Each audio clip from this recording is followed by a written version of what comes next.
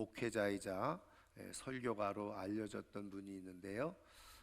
지난 2년 전에 72세의 나이로 하나님의 부르심을 받았는데 미국 뉴욕의 리디머 장로교회를 심우하셨던 팀 켈러 목사님이시죠. 이분이 이제 많은 책을 또 써내셨는데 그 책들이 많은 책들이 또 우리나라에도 번역되어서 출간되기도 했습니다. 팀 켈러 목사님이 쓰신 책에 이런 한 가지 이야기가 등장을 하는데요. 이제 그 교회에 두 명의 배우 지망생이 출석하고 있었다는 겁니다. 나름대로 아주 신실한 그 신앙의 모습을 가지고 있었는데요.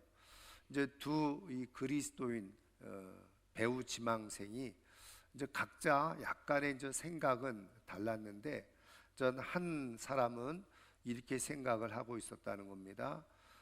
배우가 자기가 배우로서 살아가는 것이 바로 하나님이 자기를 부르신 소명이고, 그래서 자기는 배우로서 충분히 성공할 수 있고 성공하도록 하나님께서 역사하실 것이다, 그런 확신을 가지고 있었던 사람이었다는 겁니다. 그런데 이제 다른 한 사람은 이렇게 생각을 했다는 거예요. 나는 물론 배우로 살아가는 것도 좋지만, 그러나 꼭 배우가 아니더라도 나는 어떤 삶의 상황에 있더라도 나는 하나님께 영광을 올려드리면서 삶을 살겠노라, 이렇게 생각을 하고 있었던 배우 지망생이 있었다는 거죠. 그런데 이제 그 미국에서 한 작품을 하면서 아주 중요한 배역을 맡는 그런 오디션이 발표가 되어졌는데, 이 두 사람이 나란히 거기에 이제 지원을 하게 된 겁니다. 그런데 이제 나중에 결과를 알고 보니까 두 사람이 다 거기에서 탈락을 하고 만 것이었어요. 근데 이제 문제는 두 사람이 그렇게 탈락을 하고 나서 그 두 사람의 인생 여정이 완전히 달라지는 일이 일어나게 되어졌는데, 말씀드린 것처럼 배우는 하나님께서 나에게 주신 소명이고, 나는 배우를 통해서 하나님 앞에 영광 올려드리고, 그리고 하나님은 당연히 나를 배우로서 성공적인 삶을 살아가도록 인도해 주실 것이다, 이렇게 굳게 확신을 했던 이 사람은 자기가 배우에서 탈락되어진 것을 그 가슴에 큰 상처를 받고 하나님에 대한 어떤 불신, 그 원망하는 마음을 갖게 되어지고, 그러면서 점점 신앙생활에서 소홀해지기 시작하면서 하나님과 멀어지게 되어지고, 결과적으로는 그 불신을 해결하지 못하고 결국은 마약에까지 손을 대고 처절한 진짜 실패의 삶을 살아가고 말았다는 거죠. 근데 반면에 자기가 배우 생활을 하는 것을 좋아하지만 꼭 배우가 아니더라도 하나님께서 모든 상황에서 나는 하나님께 영광을 올려드리면서 나는 삶을 살아가겠다, 이렇게 다짐하고 신앙했던 이 사람은 그렇게 탈락한 이후에도 하나님이 무슨 또 다른 계획이 있겠지, 뜻이 있겠지, 물론 속으로는 좀 마음이 좋지 않고 불편하지만 오히려 그때 나를 향한 하나님의 뜻이 무엇이지, 하나님의 계획은 어디에 있지, 그리고서 오히려 하나님께 더 집중하는, 더 예배에 성실하고 기도의 삶에, 말씀의 삶에 더 집중을 해 갔다는 거죠. 그런데 정말 이 사람에게 가장 최종 적합한 그런 직업을 찾게 되어졌고, 그것을 통해서 충분히 하나님 앞에 영광 올려드리면서 아주 복되게 신앙생활을 하는 그런 모습을 보았다는 겁니다. 그러니까 이 팀 켈러 목사님이 이 두 사람의 그런 상황들을 보면서 어떤 신앙이 정말 건강하고 건전한 신앙인가, 그것을 이야기하려고 했던 거겠죠. 여러분, 지난 2025년 한 해 동안 어떠한 삶을 우리가 살았습니까? 이제 우리가 이렇게 한 해를 마무리하다 보면 아무 생각 없이 지나가는 사람들도 있겠지만, 그러나 우리가 이제 뒤돌아보면요, 나름대로 좋은 일도 있었고 기뻤던 일도 있었지만, 사실은 새해가 시작되어지면서 나름대로 꿈꾸고 기대하고 그리고 다짐하고 또 내가 소망했던 삶이 그대로 되어졌느냐? 사실은 많은 경우에 저를 비롯해서 그렇게 되어 꿈꾸는 대로, 기대했던 대로, 혹은 기도했던 대로 다 되어졌으면 좋겠지만, 사실은 그렇지 못한 그런 상황들을 우리는 다 가지고 있잖아요.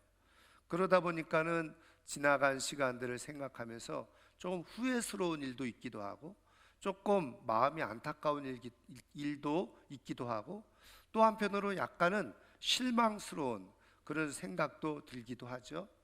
그러면서 내가 그때 왜 그렇게 행동했지, 내가 왜 그때 그런 말을 했지, 그러면서 사실은 조금은 실망스러운, 자신의 지나온 시간 속에서 실망스러운 생각이 들 때가 많이 있다는 거죠.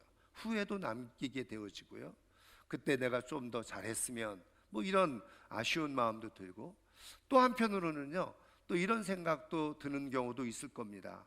나름대로 나는 한 해 동안 정말 열심히 신앙생활 했다고 생각하는데, 근데 왜 하나님께서는 나에게 내가 원하고 생각하는 은혜를 나에게 왜 베풀어 주시지 않았지? 그러면서 약간의 어떤 신앙적인 실망감, 이런 것을 가질 수가 있지 않겠습니까? 여러분, 사람들은 살아가면서 사실은 좋은 일, 그리고 내가 기대했던 일을 만나기도 하지만, 사실은 어떤 면에서 더 많은 부분에서는요, 내가 생각했던 것 이하의 그런 삶을 사실은 살아가는 그런 상황들을 맞이하게 된다는 거죠. 여러분, 사람들이 실패를 두려워하잖아요. 왜 실패를 두려워할까요? 여러 가지 이유가 있지만 크게 두 가지, 외적인 면과 내적인 면을 살펴보면, 이 외적인 면은요, 내가 어떤 상황에서 실패를 했을 때, 그랬을 때요, 주변 사람들의 시선이 별로 좋지 않게 느껴진다는 거예요. 그런데 어떤 면에서 사실은 나의 인생에 대해서 그렇게 많은 관심을 사람들이 가지고 있지 않음에도 불구하고 자기가 이제 스스로 그런 생각을 하는 경우가 많이 있죠. 나를 조금 내가 실패했다고 비웃는 것 아니야? 나를 조금 이렇게 속으로 조롱하는 거 아니야? 이제 이런 생각이 이제 들기도 하고요. 또 이제 한편으로는 여러 가지 자기 안에 손실들이 일어나는 거죠. 그런데 이제 내적으로는 비슷한 얘기입니다만은, 내적으로 굉장한 실패감이 찾아와요. 우울감이 찾아오기도 하고 좌괴감이 들기도 하고, 내가 이것밖에 안 되나, 이런 생각이 들기도 하고, 그래서 이게 복합적으로 어떤 영향이 있느냐면 영적인 내 삶의 상황하고도 그대로 연결이 되어지는 경우가 많이 있다는 거예요. 그래서 하나님이 나를 사랑하신다면 왜 나로 하여금 이렇게 실패하게 하시나, 실망하게 하시나, 이제 이런 생각이 깊어지면 나도 모르게 어떻게 해요? 불신앙의 자리에 들어가는 일까지도 일어나게 된다는 거죠. 우리 하나님은 우리가 인생을 살아가면서 이렇게 인생의 고비고비에 이렇게 실패를 경험하고 내가 이루어지지 않는 일 때문에 실망하고 낙심하며 살아갈 때, 그것으로 인해서 우리가 불신앙적인 자리에 나아가 하나님을 떠나 영원한 멸망 가운데 그렇게 살아가기를 원치 않으시는 분이 바로 우리 하나님이세요. 그래서 우리 하나님은 때로는 우리가 그렇게 실망하고 실패할 만한 삶의 여건과 상황 속에서도 우리가 끝까지 온전한 믿음을 가지고 살아가도록, 더 좋은 삶을 계속해서 살아가도록 이끄시고 인도하시는 분이 바로 우리 하나님이신데, 어떻게 우리가 그런 삶으로 하나님께서 살아가도록 역사하고 계실까? 오늘 우리가 주신 말씀을 우리가 한번 나누면서요, 이제 올해를 이렇게 잘 마무리하고 2026년도 새해를 정말 새로운 마음으로 기대 속에서 도전할 수 있는 하나님의 사람들 꼭 되기를 주님의 이름으로 축원합니다. 그럼 오늘 우리가 읽은 이 이사야서 42장 말씀은 오늘 1절에서 나와 있는 것처럼 하나님께서 택한 하나님의 종을 통해서 하나님께서 계획해 놓으신 정의를 반드시 이루시겠다라고 하는 그런 약속이 담겨져 있는 말씀이에요. 여러분, 이 말씀이 기록된 배경은 우리가 잘 아는 것처럼 주전 8세기에 이 아수르에 의해서 북이스라엘이 멸망당할 즈음에 이 이사야는 남쪽 유다에서 예언 사역을 하고 있었거든요. 그랬을 때 이 유다가 얼마나 위기에 놓여져 있습니까? 북쪽 이스라엘은 아수르라고 하는 강대국에 의해서 멸망을 당하고 언제 이 유다도 멸망당할지 모르는 그런 상황 가운데 놓여져 있는데, 하나님께서 이 이사야를 통해서 주신 이 예언의 말씀은 뭐냐면 남유다도 머지않아서 이렇게 망하게 될 것이라는 것을 자꾸 말씀을 주시는 거예요. 그러니까는 너희들이 올바로 이렇게 하나님을 신앙하면서 살아가지 않으면 너희들도 저 북쪽 이스라엘처럼 멸망하는 날이 오게 될 것이라는 거예요. 여러분, 사실은 그런 심판의 말씀을 들으면 마음이 불편하지 않겠어요? 그런데 또 한편으로는 그렇게 말씀하시면서 그렇지만 너희들이 멸망이 된다고 할지라도 그것이 끝난 것이 아니라 하나님께서 다시 너희들을 회복시키시는 자리, 하나님의 정의를 이루는 자리에 너희들을 다시 회복시켜 주실 것이다. 그런 약속의 말씀을 해주고 계시다는 거예요. 그래서 이사야서는 말씀드린 것처럼 한편으로는 다가올 심판에 대해서 말씀해 주시고, 그러나 그 심판이 끝이 아니라 그 이후에 하나님의 또 다른 정의를 이룰 계획, 하나님의 회복과 치유의 역사를 말씀해 주고 계시는 게 바로 이사야서인데요. 오늘 우리가 읽은 말씀은 다시 하나님께서 하나님의 택한 종을 통해서 다시 이 이스라엘을 회복시키실 하나님의 계획을 가지고 계심을 말씀해 주고 있는 내용이라는 거예요.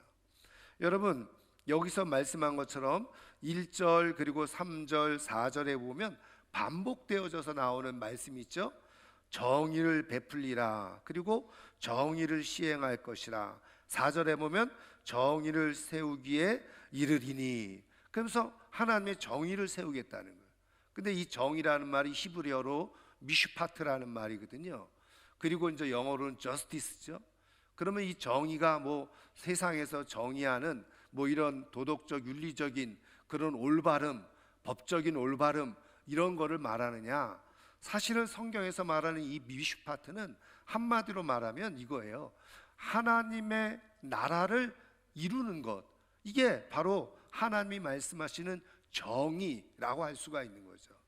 그러니까 하나님께서 지금 이스라엘을 다시 멸망 가운데서 그 정의를 다시 일으켜 세우실 것이라고 말씀하는 것은 바로 하나님의 나라를 다시 회복시켜 주실 것이다, 완성하실 것이다, 그것을 말씀해 주고 있는 거예요. 근데 여러분, 누구를 통해서? 하나님이 택하신, 하나님이 붙들어 주신 하나님의 종을 통해서 이 일을 이루시겠다는 거예요. 근데 여기서 말하는 하나님의 종은 누굴까요? 우리가 이제 그것을 신약성경 마태복음을 읽어보면 이 말씀을 그대로 인용하면서 예수님께서 이 말씀을 그대로 이루셨다, 이렇게 선포하는 것으로 볼 때 바로 여기서 말씀하는 나의 종은, 하나님의 종은 바로 예수 그리스도를 말하는 것임을 알 수 있죠. 그러면 이런 거예요. 예수님을 통해서 하나님의 나라를 이룰 것이고 그 하나님의 나라를 회복시킬 것이다. 하나님의 계획이 그거라는 거예요. 그런데 이때 어떻게 하느냐? 어떤 사람들을 대상으로 하느냐? 여러분 3절 말씀을 보시면 이렇게 말씀하고 계세요. 상한 갈대를 꺾지 아니하며 꺼져가는 등불을 끄지 아니하고. 여기 예수님은 어떤 분이시냐? 바로 상한 갈대를 꺾지 않으시는 분이다. 여기 상한 갈대 무엇을 의미합니까? 여러분, 갈대가 어떻게 해요? 갈대는 바람에 흔들려도 어떻게 해요? 꺾여지지 않잖아요. 바람에 흔들리기는 하지만, 근데 상한 갈대는 꺾여져 버린단 말이에요. 그러니까 그런데 이제 꺾여졌다 그래서 완전히 꺾어버리지 않으시는 분이시라는 거죠. 그러면 이거는 무엇을 얘기하느냐? 말 그대로 인생을 살아가면서 마음이 상했어요. 실망감이 들고 실패감에 빠져 있고, 그래가지고 마음이 꺾여 있는 사람을 말하는 거예요. 그렇게 마음이 꺾여 있는데, 마음이 꺾여 있으니까 어떻게 해요? 자신에게 주어진 인생에 대한 별로 희망과 기대가 없어요.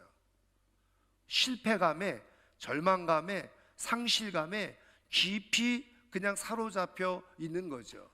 그래서 어떻게 해요? 꺼져가는 등불이 되어지는 거예요. 여러분, 등불이 꺼지면 등불로서의 존재의 의미가 없어지잖아요. 그럼 꺼져가는 등불이 되어진다. 한마디로 말하면 삶의 희망과 기대를 점점 잃어가고 있는, 그래서 그냥 뭐 인생이 뭐 있어, 될 대로 되라, 그냥 할 수 없이 죽지 못해서 사는 거지, 그러면서 아무 의미 없이 기대와 소망 없이 삶을 살아가는 그런 사람들이 바로 꺼져가는 등불과 같은 사람이라는 거예요. 그런데 주님께서 이 땅에 오셔서 하나님의 정의를, 하나님의 나라를 다시 이루어 가시는데, 이렇게 마음이 상해서 실패와 절망과 좌절 가운데 더 이상 삶에 아무런 희망과 기대가 없이 삶을 살아가는 그런 사람들을 어떻게 하신다는 거예요? 돌보신다는 거예요. 그리고 품으신다는 거예요. 안아주신다는 거예요. 그래서 하나님의 나라를 다시 이루어 가신다는 거예요. 그게 바로 하나님께서 이미 예수님이 오시기 전에 700여 년 전에 약속해 주시고 예언해 주신 말씀인 거죠. 여러분, 앞서도 말씀드린 것처럼 마태복음 12장을 읽어보면요, 지금 이 말씀을 그대로 인용을 해주고 있는데, 어떤 상황에서 인용을 해주고 있느냐?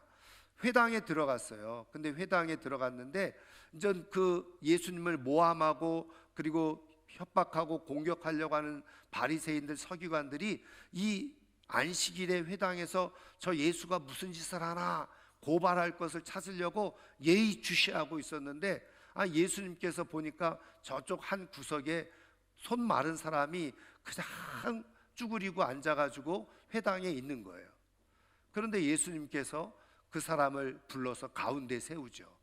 그리고서 한쪽 손 마른 사람의 그 손을 완전히 회복시켜 주시는 거예요. 고쳐 주시는 거예요. 그러면서 예수님께서 이제 하신 말씀이 바로 이 사람에게 하나님의 이제 나라가 이제 이루어졌다는 거잖아요. 그런데 마태는 그 말씀을, 그 사건을 그대로 기록해 놓은 다음에, 그 다음에 이 우리가 읽은 이 이사야서 42장 말씀을 그대로 인용하고 적어 놓으면서, 지금 예수님께서 안식일에 회당에서 이 일을 하신 이유가 뭐냐? 이미 이사야서 42장에 하나님의 종으로 예언되어졌던 이 말씀을 그대로 이루시기 위함이었다, 이렇게 말씀해 주고 있는 거예요.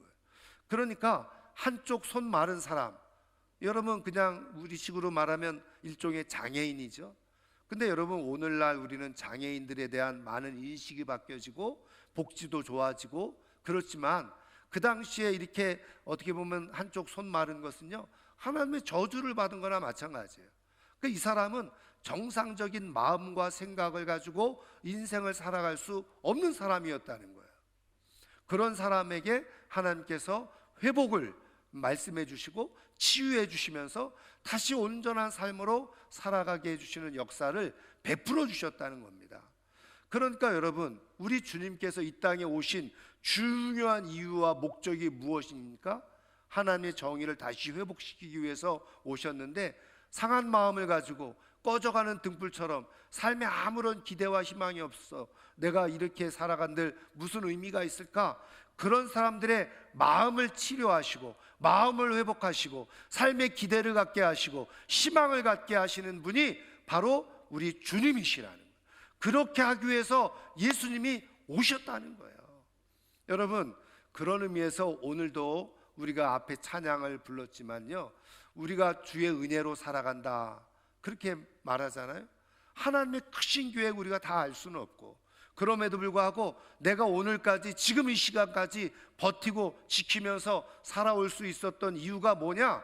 사실은 보이지 않게 우리의 삶을 이끌어 가시는, 견디게 하시고 그리고 버티게 하시고 여기까지 오게 하신 우리 주님의 은혜가 있기 때문인 것을 믿으시기를 주님의 이름으로 축원합니다.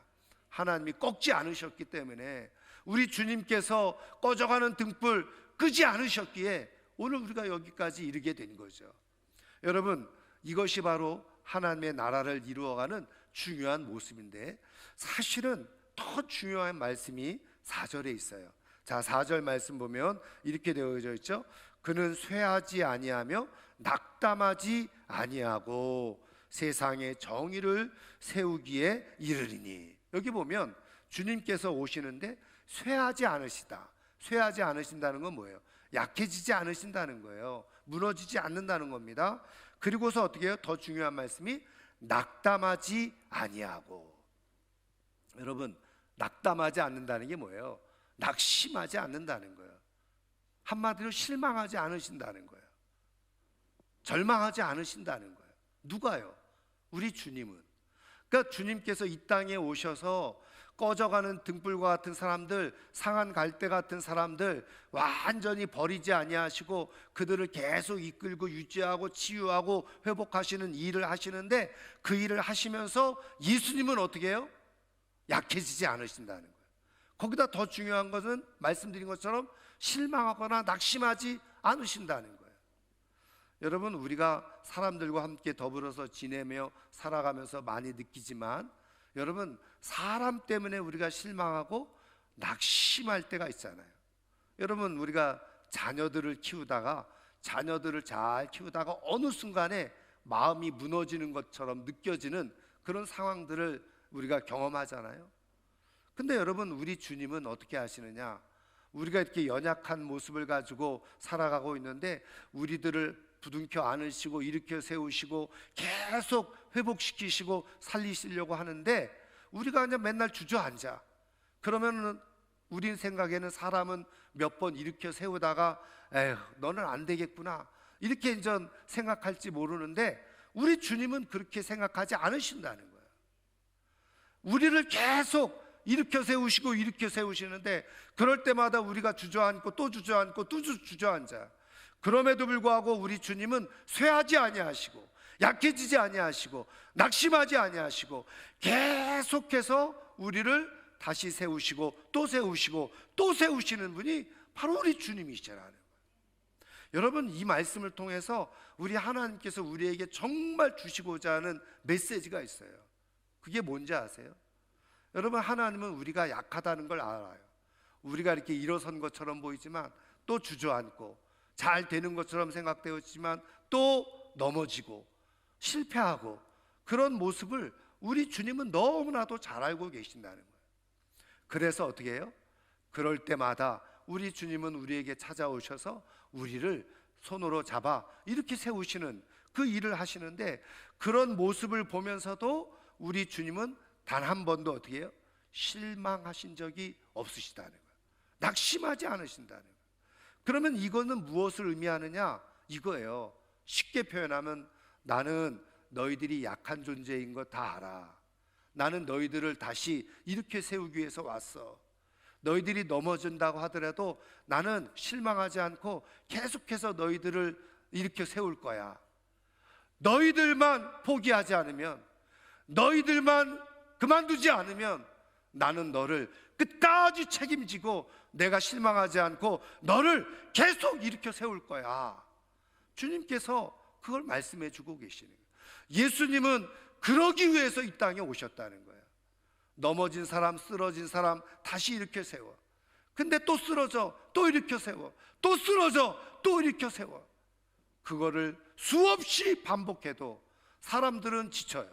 사람들은 약해지고, 사람들은 실망하고, 아유, 저 인간은 도저히 못 쓰겠구나, 그러면서 버려버리는 일이 있을 수 있다는 거예요.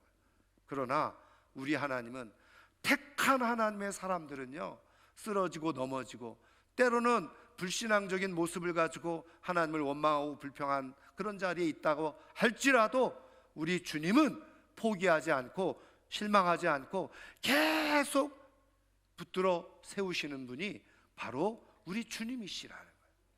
우리 주님께서 오신 이유가 바로 연약한 자들을 다시 일으켜 세우시는데, 그 일으켜 세우시다가도 또 넘어지면 또 세우시고, 또 넘어지면 또 세우시고, 그 일을 위해서 우리 주님께서 오셨다는 거예요. 여러분, 앞서도 말씀드린 것처럼 우리가 지나온 시간 속에서 내가 잘나서 똑똑해서 내가 이렇게 살아온 것처럼 사실은 생각되어지지만, 깊이 들여다보면요, 여러분, 내가 인생의 고비를 넘을 때가 얼마나 많습니까?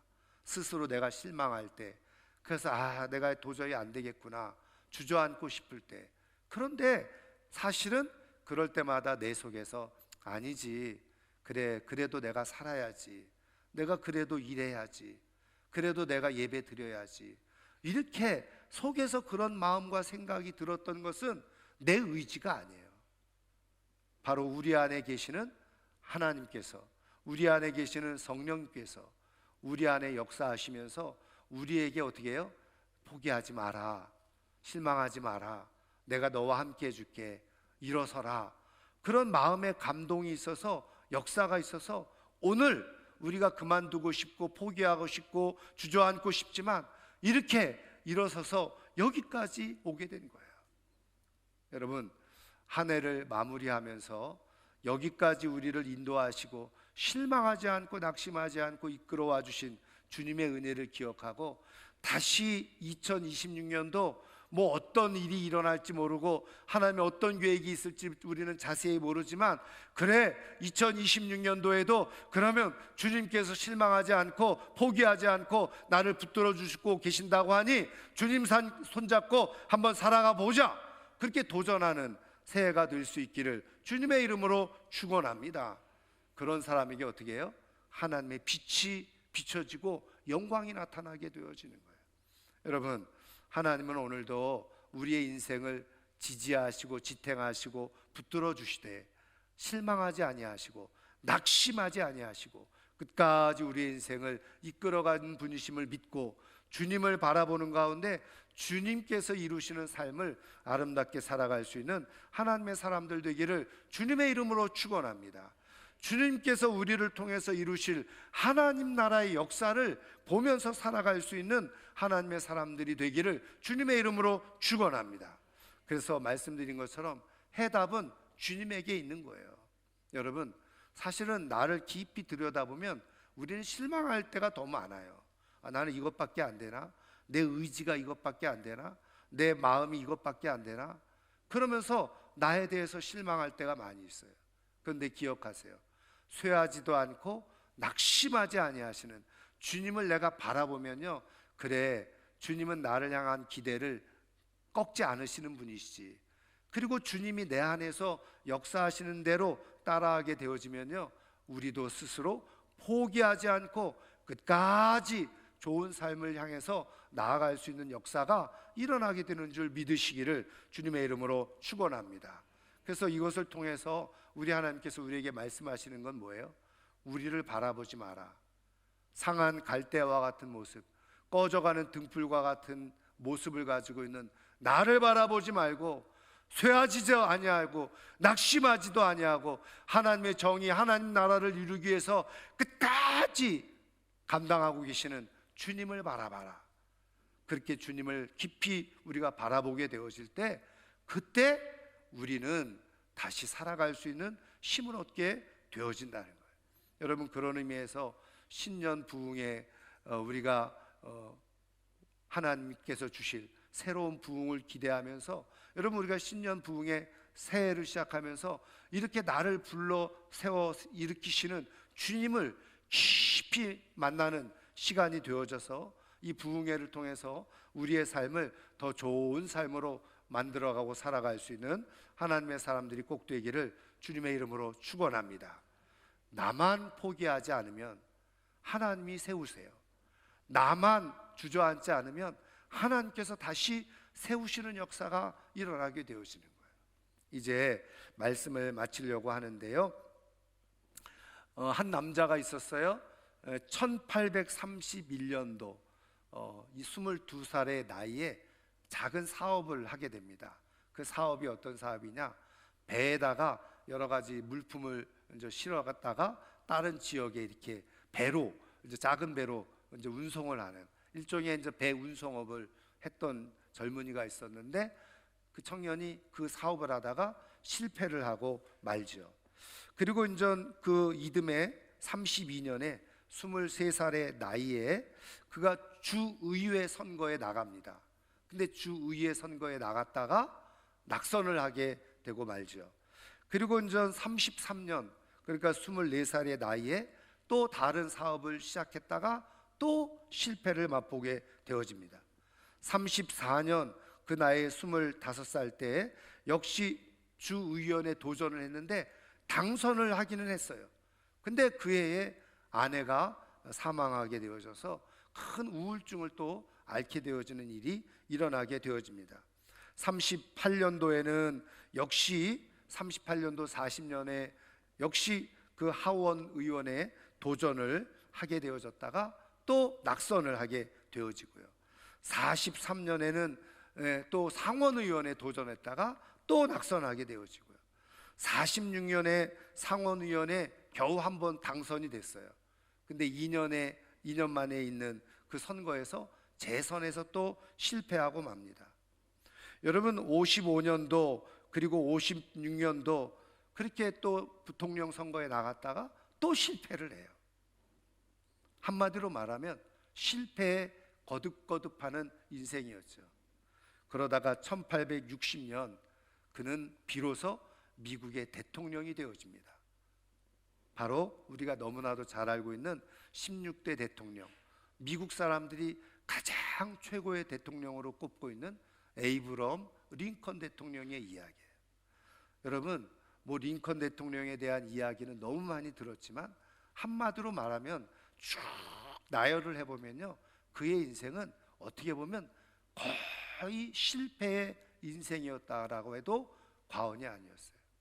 여러분, 우리는 한두 번만 실패해도 이거는 끝이구나, 그리고 포기했을 텐데, 여러분 링컨 대통령은요 10번, 20번 이상의 끊임없는 실패를 경험했던 사람이었어요.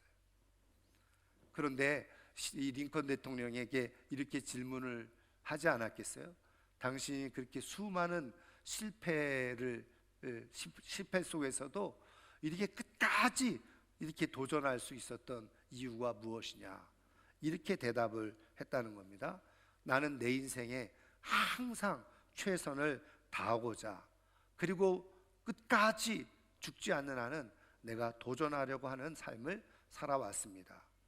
내가 그렇게 살아왔던 이유는 뭐냐? 성경을 통해서 나를 지지하시고 응원하시는 하나님의 열심, 하나님께서 나를 포기하지 않고 계시다는 것을 나는 알았기 때문입니다. 하나님께서 내 인생을 통해서 이루실 일들이 있음을 알고 내 인생을 향해서 하나님이 포기하지 않고 계시다는 것을 나는 알았기 때문에 나는 끊임없이 실패해도 넘어지는 한 있더라도 완전히 그렇게 넘어져 있지 아니하고 다시 일어날 수 있는 힘을 나는 성경을 통해서 하나님의 마음을 깨닫고 나는 도전하며 살았기 때문에 내가 여기까지 이룰 수 있었다라고 고백을 했다는 겁니다. 여러분, 성경을 통해서 하나님의 마음을 아는 사람들은요 잠깐 실망할 수도 있어요. 실수할 수도 있죠. 그리고 마음에 안 드는 인생의 모습을 보고 스스로 포기하고 싶은 마음이 들 때도 있을 수도 있습니다. 그런데 우리를 향해서 쇠하지도 않고 낙심하지 않고 하나님의 정의, 하나님의 나라를 회복하고 이루려고 하시는 그 주님의 깊은 마음을 깨닫는 사람들은요 다시 일어서게 되어지는 거예요. 올 한 해 부족한 것도 많이 있고 마음에 안 드는 것도 많이 있어서 내 인생에 내년에 대한 또 다른 기대가 없다, 이렇게 생각하지 마시고 다시 한번 도전할 기회를 하나님께서 주시는구나 믿고 새로운 한 해를 잘 준비해서 정말 하나님께서 이루어 가시고 완성해 가시는 하나님 나라의 아름다운 삶을 살아가는 하나님의 사람들이 꼭 되기를 주의 이름으로 축원합니다.